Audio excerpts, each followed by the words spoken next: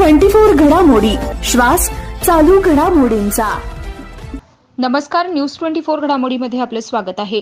कोणतीही खोटी जुमलेबाजी नको, खोटे MIDC नको, खोटे IT पार्क नको, खोटी आश्वासनं नको। शहरात चांगले शिक्षण, आरोग्य, रस्ते, गटारी, रोजगार, वीज सुविधा मिळाल्या पाहिजे। देशाचे संविधान सध्या धोक्यात आलंय। हुकुमशाहीला पराभूत करण्यासाठी आम आदमी पार्टीचे कार्यकर्ते घरोघरी जाऊन संविधान वाचवण्यासाठी इंडिया आघाडीचे उमेदवार निलेश लंके यांचा प्रचार करणार असल्याचं प्रतिपादन आपचे शहर जिल्हाध्यक्ष भरत खाकाळे यांनी केलंय। इंडिया आघाडीतील घटक पक्ष असणारा आम आदमी पार्टी पक्ष देखील आता नगर दक्षिण लोकसभेचे उमेदवार लंके यांच्या प्रचारासाठी मैदानात उतरलाय।